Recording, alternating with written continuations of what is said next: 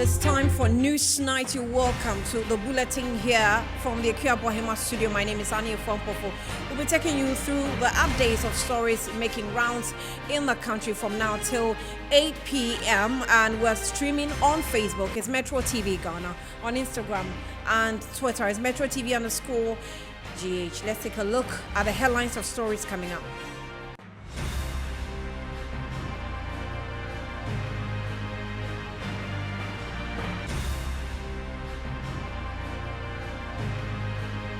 Work within the ministry's enclave grinds to a halt following a strike by civil servants over non-payment of neutrality allowance.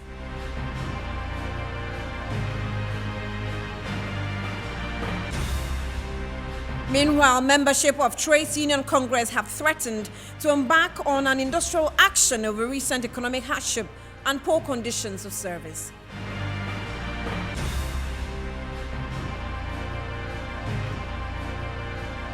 Parliament petitioned to commence impeachment proceedings against President Akufo-Addo over the allegations of abuse of office.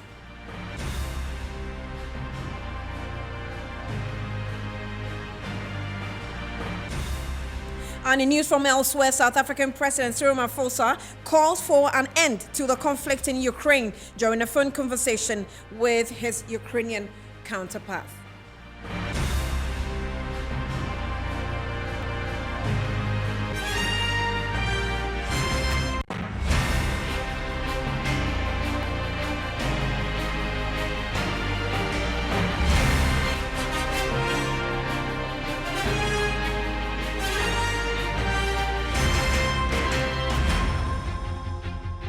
Welcome back. The news now in detail.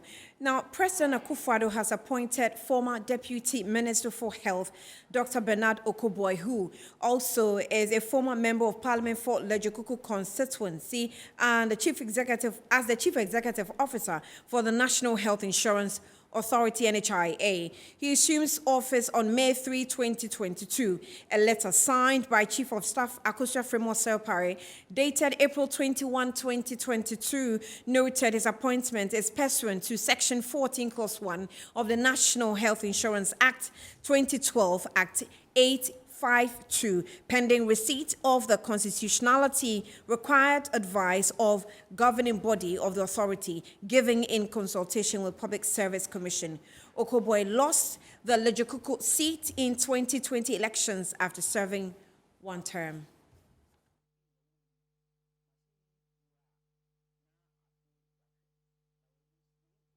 And we say congratulations to him. Now let's get to some other stories. And the Civil and Local Government Staff Association Ghana has embarked on a nationwide strike over government's failure to pay 20% neutrality allowance after negotiations to do so in January this year.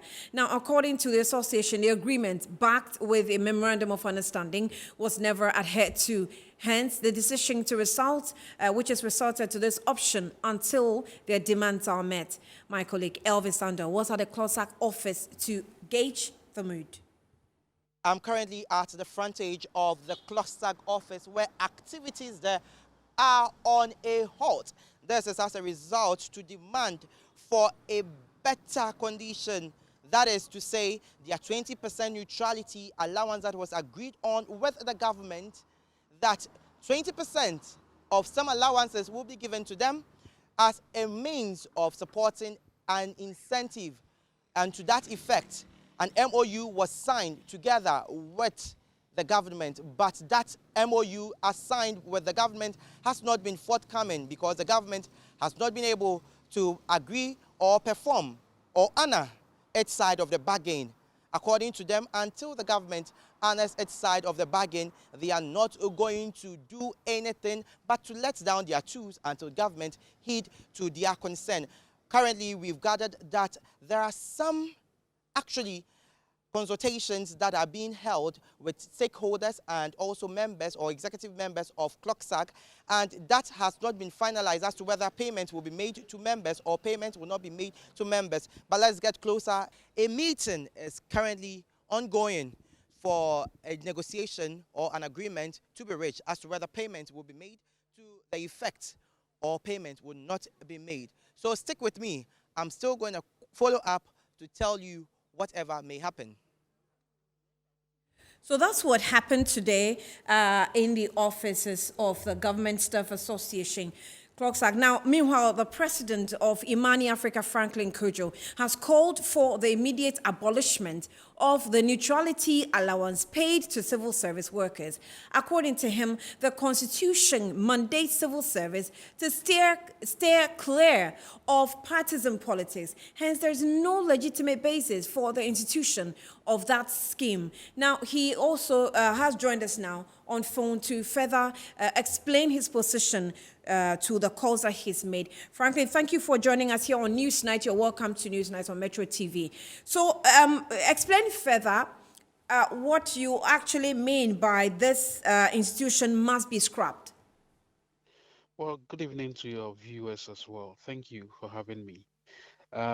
You know, when I first heard the news, I was actually surprised to learn that an institution that in itself is rooted in the three principles of permanency, or permanence, neutrality, and anonymity, someone would decide to have an arrangement on just one of the principles and then decide to give money for that.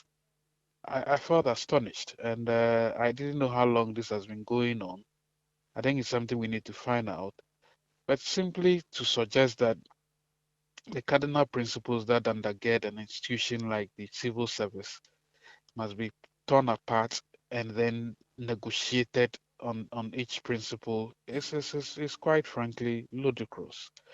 And so, I mean, to say that it has to be scrapped, it's even an understatement. It shouldn't have been done in the first place. But the basis for appointing or getting into the civil service is based Right, on those three principles. So you right. can negotiate on each one of them. So, Mark Tanner, who actually commented on this issue on Facebook, says that those who don't understand will make all kinds of arguments against this issue. As a staff of local government, you can't even contest an assembly election because you will be sacked. A teacher can't hold party positions and still hold his job. These people who handle government funds and the politician enjoy everything, leaving those who work in a public service home, leaving them with nothing and can't even take them to a lorry station. So it says that a political party wins power and just after 4 years takes millions home. But this same civil servant who trains that politician works 30 years and thus go home with nothing and just go and die. Do you think this You makes know, sense? there's no sense in that argument. If you want to have a conversation about remuneration, have it. And it can be separately done. I don't think everybody is happy about whatever pay they receive. A lot of people are not happy.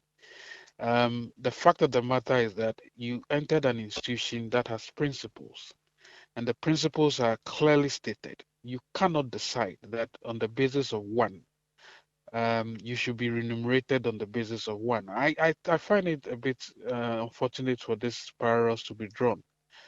The fact that you can't contest for a position, I mean, how many people, you work at Metro. I mean, if you want to contest a position, you probably want to resign and go and contest the position. Exactly.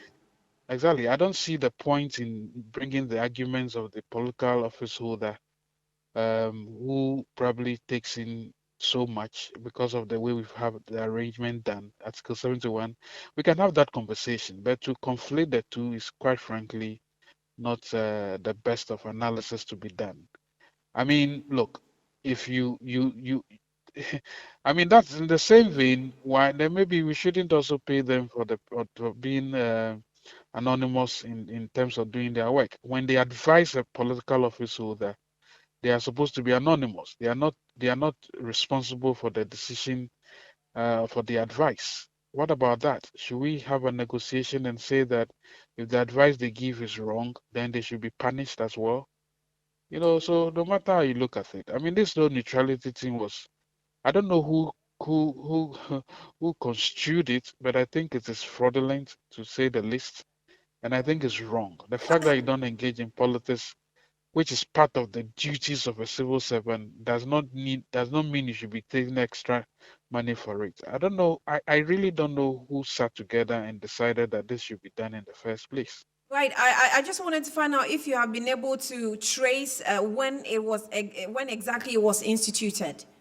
I haven't. In fact, sadly enough, maybe the media should get involved as well. Sadly enough, it's something we need to interrogate. I think it was Captain Smart who also related another matter that if you look at this build-up of the salaries of ministers, they've even paid height allowance. I don't know. I mean, maybe this is an opportunity to get into that conversation as well, Right. because it's quite frankly annoying to hear that.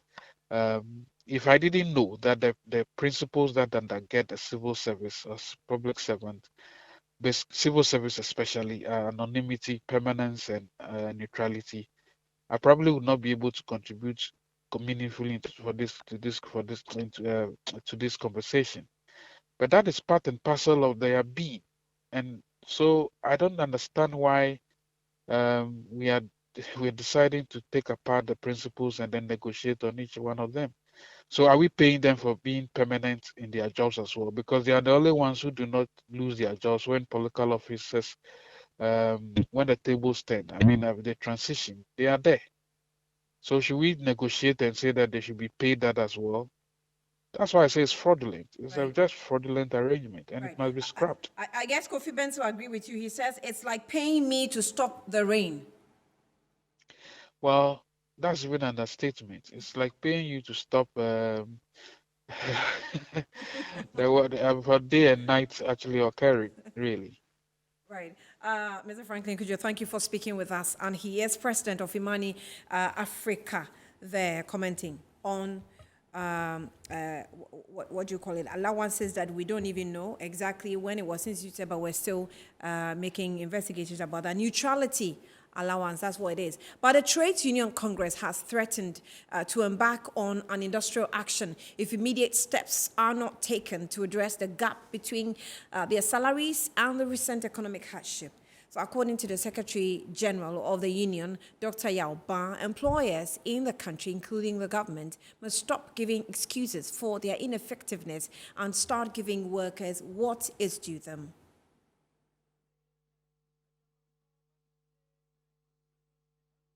2009 at 19.4% as the cost of food prices increased. The prices of fuel similarly witnessed tremendous increments from the start of the year, making living conditions unbearable for many. In the face of the recent economic woes, the Trades Union Congress have called on government to increase their wages above the inflation rate. They have threatened to embark on a full-scale industrial action should government fail to resolve their challenges. We hardly want to strike because strike is a very difficult thing to do. It's like war. So before we declare war on the employers, we have to make sure we have good reason. This time, we have the good reason to do it. Therefore, we caution that the employers must listen to us. Speaking at the Organized Labour Pre-May Day Forum, the Secretary General of the Trades Union Congress, Dr. Yao Ban, said the labor unions will not accept the use of the Russia-Ukraine war or COVID-19 as an excuse on the part of government. The other item that has suffered in terms of inflation is housing, water, electricity, gas, and fuels. 21.4% increase. And you know, it's very easy to blame the COVID and Ukraine for this. But listen, before Ukraine and COVID, the situation in Ghana was not too good, especially with employment. Therefore, nobody should hide behind COVID and Ukraine to say that Ghana is in this state because of these two events. We will not accept that. Director of Research and Policy in the Labour Research and Policy Institute, Dr. Kwabena Nyako Otu, delivering the keynote address, said the wages received by workers in the country does not correspond to the rise in the cost of living. Inflation is rising, cost of living is rising, but the earnings have stagnated, and in real terms they are declining. Okay. So you find that people earning 1,800 Ghana cedis against all the things they have to pay for, the basic needs, food, rising cost of fuel, everything, it is simply absolutely low. The Ghana TUC is the largest trade union organization in Ghana, comprising 21 autonomous affiliate unions. The union says they will engage government in the coming weeks, after which a final decision will be made on the impending strike action. Now, some other stories, some labor unions have been sharing with us their expectations ahead of this year's May Day celebration. Whilst some want equity in salary structure of public sector workers, others want government to increase salaries as the prices of goods and services keeps rising. Now, there is more in the following reports. May Day, also known as Workers' Day, is annually marked on May 1 to celebrate the effort of workers across the country. The celebration, among other things, highlights the various challenges workers are faced with. In Ghana, the day, which is a holiday, is marked predominantly with rallies and derbys. Ahead of the day, some worker unions in the country have been sharing with us their expectations from government. A worker, for May Day, I expect the government to come out with certain measures that can be able to help the citizen, workers, so that at least the high cost of living that is happening now, at least it can reduce. As a worker, that is what I expect the government to do. Definitely, workers, we need certain things that can also complement us to look after our families and ourselves. So definitely, as the inflation has also gone high, food inflation also going high above 22%, I think there's a need for me to also be cushioned when it comes to my remuneration, so that at least I can also be able to take care of myself and that of my family. So I think we all share the same sentiment, and the government should put in certain measures so that we can be able to put in, or maybe the fourth revenue can be generated. So at least we all can be also be able to have a better life, way of life. It's an undeniable fact that the economy, things are not going right in this country. And everybody is feeling the heat of it. You understand that? If you look at our exchange rate and you look at even the team that we adjusted, it tells you that things are not going right. And our disposable income is eroding because of the prices of goods and services, as you see. It keeps on increasing at an increasing rate. Today you go to the market, even the next few hours, the same market with the same item and price change. And that is very serious. You understand? That is very serious. And you wouldn't know what to do. And I'm betting you that this time we cannot, as workers, continue to go the way we are going. We need to have the pound of our flesh. It is very, very important that we need to do that. Everybody is feeling it. And you yourself, even talking to me, you know, these are not cosmetic statements or cosmetic issues. They are realities on the ground that you can see. That everybody is feeling it. If not everybody, majority of us. If you are not in government, forget it. We are human, and certainly we also have to also consider certain things. But we realize that it appears the government is taking us for a fool. Excuse my word. Government wants to take us for a ride, and so this time around we have vowed never to also. So certainly, go with what we want to, because it's like if you want to give us 2 cities and the 2 is not enough. Look at the inflation and other things. Look at the recent increases in utilities and petroleum and other things. So really, we need to also come out with governments, both us and president, the same thing. They will tell you the economy is this, and the economy is that. Yet, Director of Research and Policy in the Labour Research and Policy Institute, Dr. Kwabena Nyakon Otu, speaking to Metro News, said the labour laws in the country must be reviewed. He averts the law as it stands does not allow for the better protection of the rights of workers. We also emphasize the need for us to review the labor law. Because as it is, there are many loopholes that does not allow for better protection of workers' rights. Now, the employers, be they domestic or foreign employers, are not allowed to egregiously violate labor rights without consequence. While it is unknown what government's response will be on the May 1, it is certain that government will have another strike action on its hands if nothing is done to address these challenges.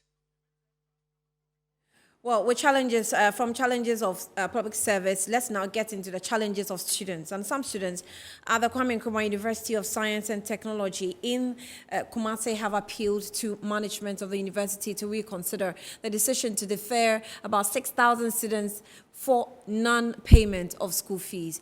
Now, they have subsequently requested for the grace period to enable them to pay up their fees in full. Mine is like I used the money to do one or two things, but I knew I will get profit from it and I'll put it back.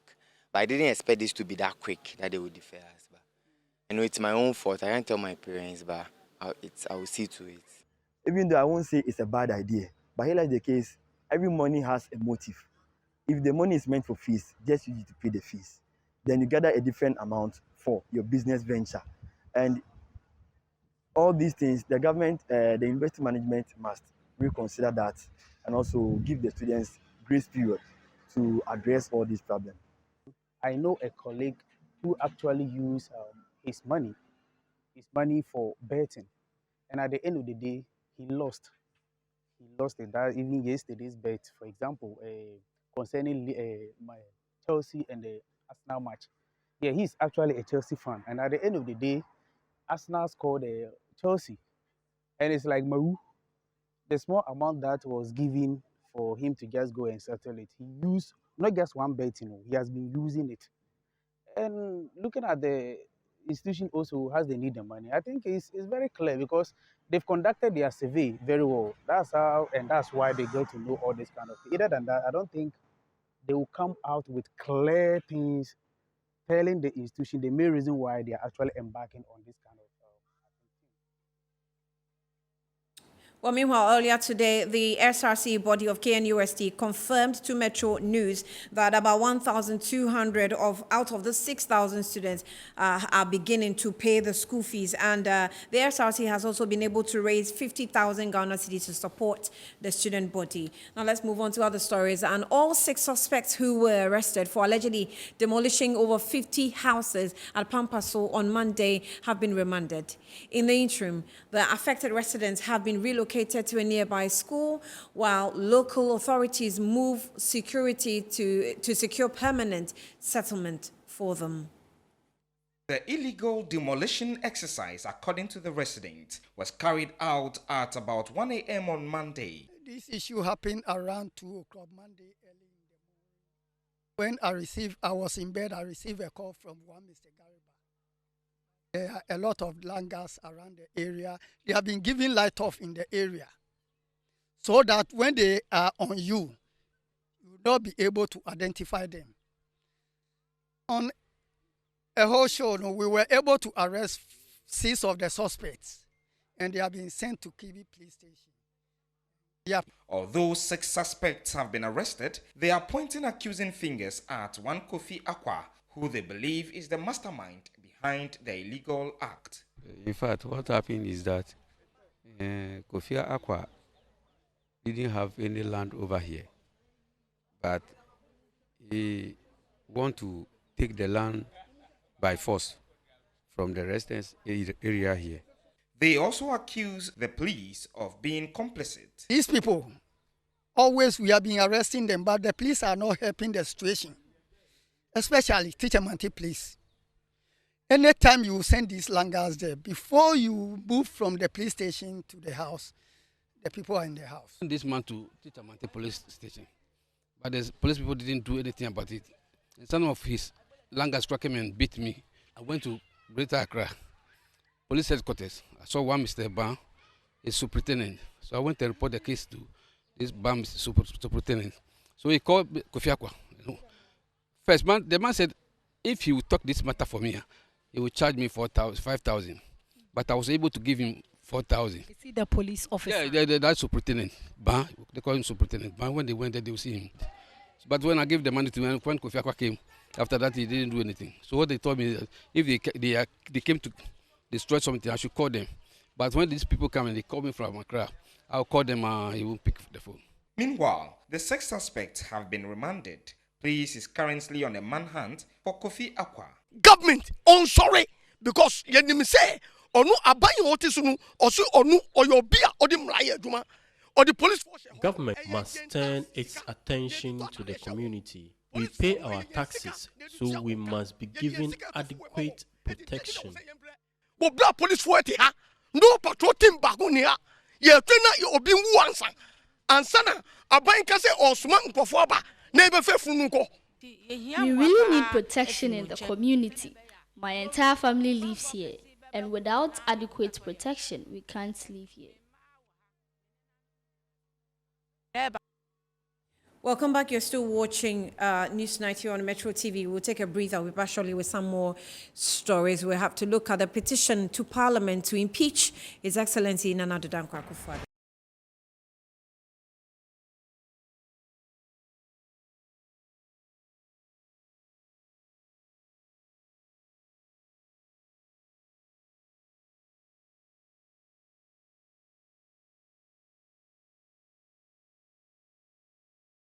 Welcome back to News Night here on the Metro TV. Now, let's do some more stories. And 3 Ghanaian citizens, Isifu Seidu Kudus, Gbedesi and Elikem Kotoko, and Stephen Kwabena Atu, have petitioned Parliament to commence impeachment proceedings against President Akufo-Addo over the allegations of Sewa Bruni.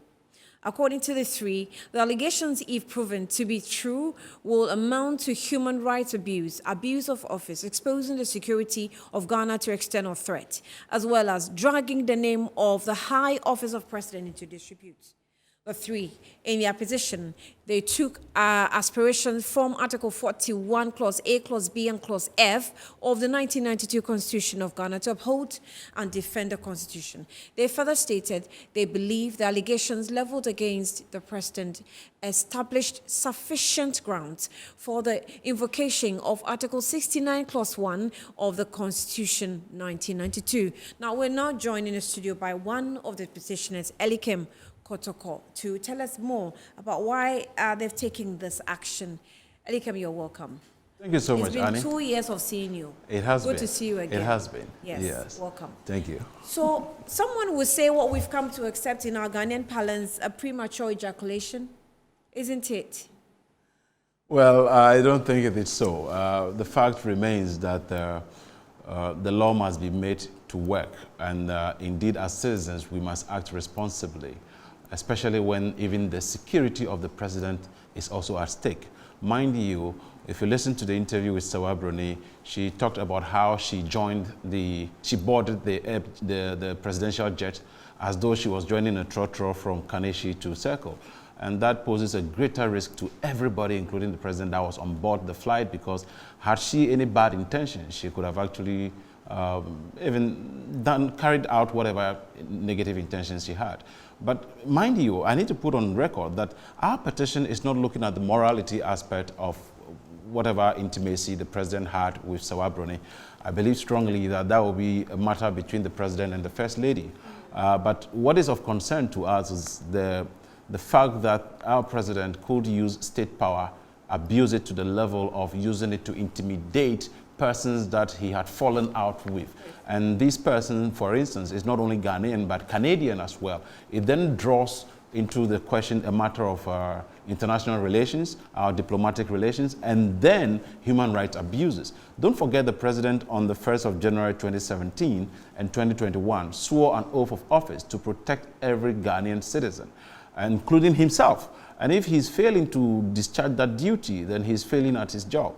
Abusing power and using states or national security to intimidate others is abuse of power as well. And that is a major dent on the presidency or the president himself. Well, maybe, like you said, you don't want to delve into the morality of it, but whoever comes around the president, I'm sure security will make sure that this person is safe. I mean, I have personally taken a selfie, I'm sure you saw the picture, with the president, and the security was very much apt, considering my checks before I even got into the presidency, before and after the program, and then I got the opportunity to do so. I don't permit me to say that it exposes the crass incompetence in the security architecture around the president, That is how exposed our president is. And it means that the president himself, sorry, pardon my French, but is very reckless when it comes to his security, to the extent that he would have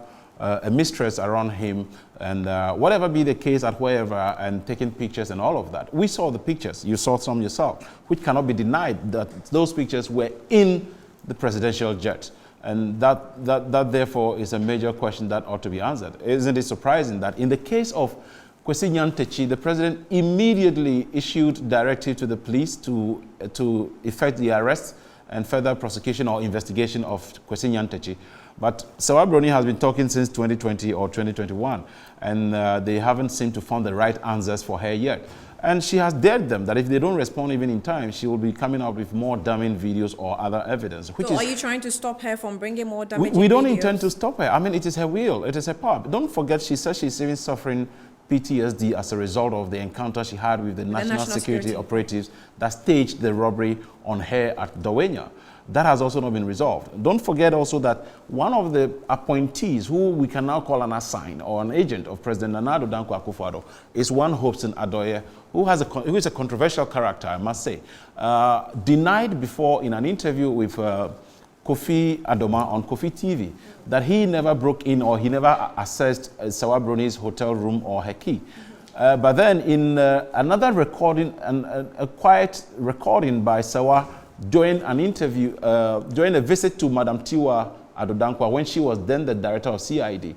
And that audio, Tiwa was also obstructing justice, which is also another major concern we need to look at. I mean, later. I've heard that audio. And I won't deny that. Hobson confirmed there that he actually accessed the lady's hotel key in the audio. And that is how damning it is. But that could be a set-up audio. I mean, it has to be investigated. Well, it definitely has to. It is the reason why we are triggering Article 69, because it will allow the Parliament the process to initiate what has to be done for an impeachment process, the validity of all the evidence that we have adduced to attached to what we have end sent. here, but how did you put across your petition? Parliament's on recess. Yes, they're on recess, but leadership is not it's always open. So, okay, so we went to the office to present it to the Speaker's office. We actually submitted to the majority and the minority leader, then the majority and the minority chief whips as well too. So you expect that when they come back, then what happens? We expect that they actually act on it, because we have other options available that we will take on after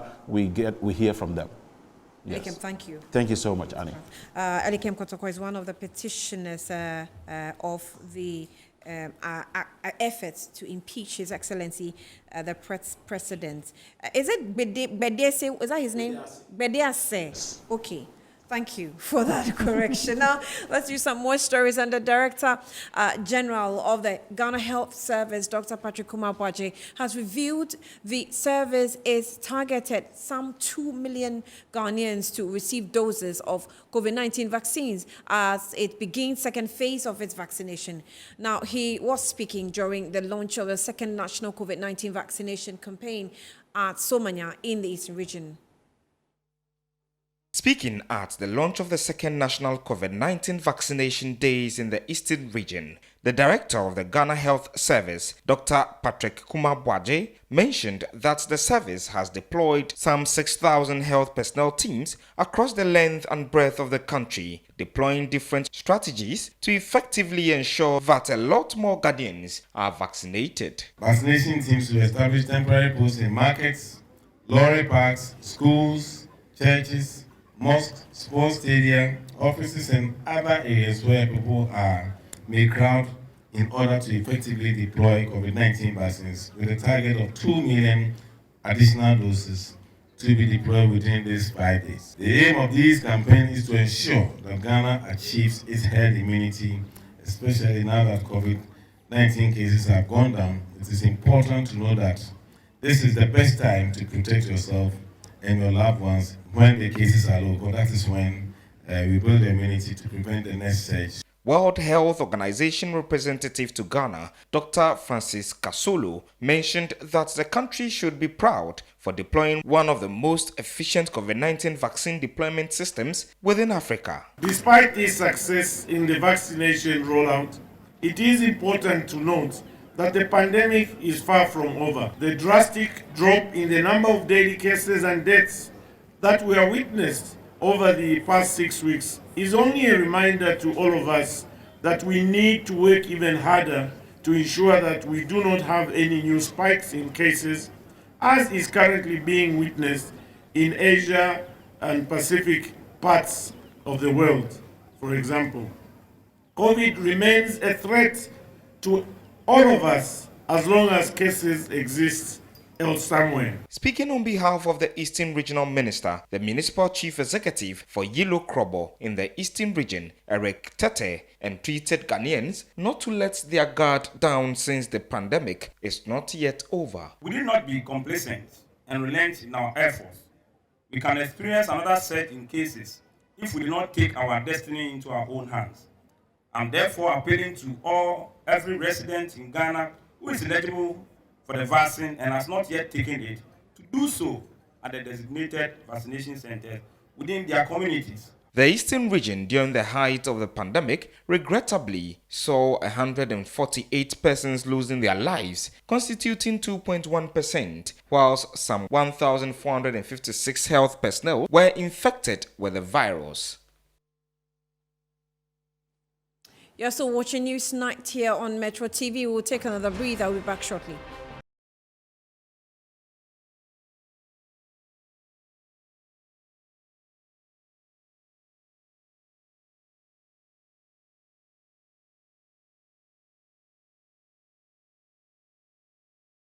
Good evening, welcome back to Newsnight Live on Metro TV. My name is Winston Taki, and now to our first business story. The Director General of the Internal Audit Agency, Dr. Eric Oduro Osai, has called for the decoupling of the position of the Chief Justice from the Attorney General to enable the prosecution of financial crimes against the state. And what is corruption related? It has been defined in the PPA Act, OSP Act, which is located within the PPA Act, Section 92. So from the board to whoever is involved, anything that you do that is inimical to the Republic of Ghana, OSP should act. So if this is not happening, and today they say sole sourcing, the next day they say procurement, the next day they say somebody has done single source and all of that, I think there is a fundamental problem with the performance of oversight institutions in this country. Okay. So we should tackle oversight institutions, and I'm calling on OSP because it is clearly stated in their law. They should not sit and wait for people to report. They said investigate and prosecute. So that is where I think we should tackle. Insofar as the Attorney General combines the portfolio of Minister of Justice and there is nolli prosequi, you will prosecute, it gets to a point, they enter nolli prosequi, and you can continue. Yeah. So as a country, we should be bold to decouple the position of Attorney General from the Minister of Justice. Now, away from that, the Bank of Ghana is urging the public to help with institutions pricing goods and services in dollars out of the system. Speaking on the sideline of a public lecture in Accra, the Director of Financial Stability at the Bank of Ghana, Dr. Joseph France, said the central bank will go after them, but courted public support in dealing with the menace. Bank of Ghana cannot be everywhere. So if you get an institution pricing in dollars that is not authorized to price in dollars, all you need to do is to send information to us, and we have a lot more institutions we go after institutions that are not supposed to price in dollars who price in dollars. We go after them. We will not advertise when we are going after corporates, but we go after institutions. Of course, this is a continuum. I mean, you cannot go after them. Fraudsters to come in. We started chasing after fraudsters and thieves, but they still come. So we'll do our bit to sensitize you on that, and then also go after those, the corporates. There can be recalcitrant ones, but we still go after them. And we work with the security agencies to do that. Trade liberalization scheme, Dr. Mohammed Ibn Chambers has called for a relook into trading activities within the South region to enhance economic liberation of member states. We need to begin to look inward to see how can we draw strength from our own economies, produce more internally, trade more, and try to take advantage of opportunities for trade-led development. We take the EU, which we often want compared to intra-EU trade is around 68%. Trade among European countries is that huge. In ASEAN, it's also around 65%. Trade within the ASEAN countries. So if ours is hovering at 15, even 20%, it means that really we are punching way below our belt. We can do more, and we should do more. And if we do more, it only means that we are producing more. We are creating more opportunities for the traders to earn more, opportunities to employ our young people, and to prosper our region. And frankly, when we begin to truly trade more, I believe that the issue of a common currency will be addressed. That'll be all for business here on News 9. My name is Winston Taki. We take a break. Phil John Coulter will bring you sports, and Sadio will bring you entertainment right after this.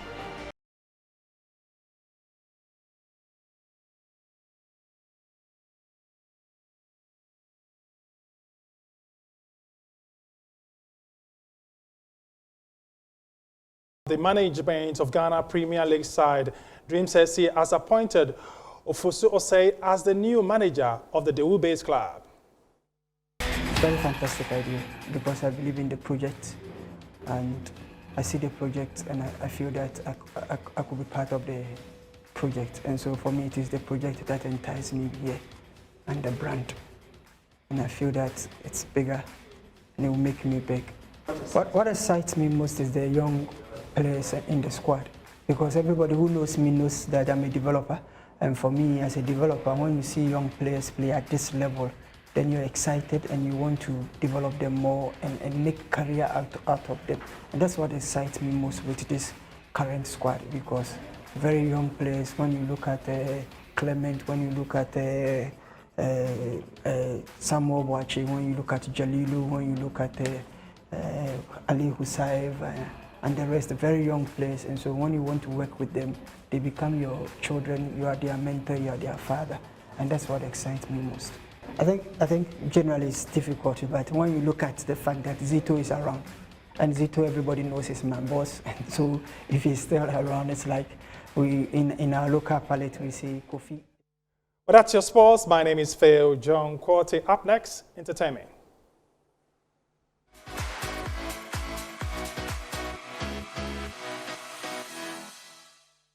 It's Asiodua Akumian. It's time for entertainment news. Now, sensational Ghanaian rapper CJ Bigaman says he's never discouraged, but rather motivated by the success of his fellow musicians. Now, he believes the secret to the success of most artists in Ghana is because of their access to financial backing. Look, the thing is, penetrating Nigeria is a different ballgame. I mean, there are even mainstream artists who can't even penetrate in their own chart. They are mainstream artists though, but they can't even get in penetrate. there. So they doing something like that makes it evident that somebody is doing something right. And if you are very observant, like me, you know that there's something happening. Yeah, you get it. There are some external factors working hard, and that is what every artist should be working towards. Okay. Shouts to Black Sharif. You could see his growth, as I was saying. When he released Money, from when Kali J posted him, he dropped Money, he dropped the remix with Tulane K, he came to another song, and Destiny, and all Destiny. Before you see the progress. And he was just gathering traction. He dropped the first and the second sermon went. And at that particular time, he became hot. And he joined forces with a bigger distribution company. And that is where it took off. You get it? So, as an artist, such things should motivate you. Well, that's what we have for you this evening. It came to live from the Akua Bohima studio. Thanks for watching. My name is Ania Frampafo.